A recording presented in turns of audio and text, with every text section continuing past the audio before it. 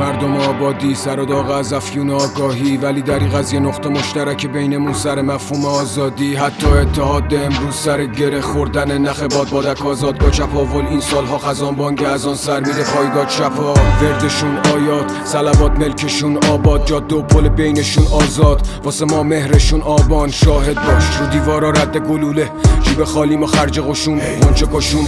قنات خالی واسه یه دستای صد قانوت، تو چند جنونه یه ننگ دونونه. دلم پر میکشه تنگ غروره، هر جور بگم افته که تاریخ ما به ستم قفله. میپیچن واسه ملت نسخه کامو باز کنی که زر رو بدن خورده. تو همه ای که حتی خیرت جرم من به معنی سکوتم دلم قرصه.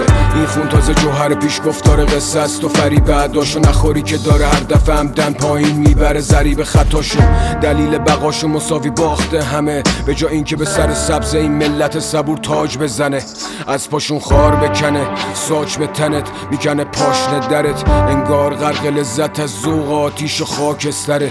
تو خواب یه زنه که صداش به گوش من میاد، یکی گفت بمون به جنگ قیام، یکی گفت به زور بکن بیا. اون بیرون صف جلو ارباب دلاراست، آرمان سر همون دلاراست که ما اینور درگیر هجوم صفریم، تحریم و سرود نفرین. حالا ما عدد کدوم فکریم؟ اون فکری که نمیشناسیم. جلو عوض میشه جز توش هزار برچسب، پرسش گل پوچ کدوم پرچم. یه جنبش الگوتر از اشک زن و قررش پرشورش که خود سوز میلاد اون روزه که جا گوله میباره گل بوسه. زنگین سر از این ننگین زهر، از جو حاکم و تمدید صبر، از حق ساکت و تبلیغ زرد، مغز فاسد تدوینگر، از حرف شاهد اصلی که مفبر شد به منافع کسی. اون صفحه شو بخون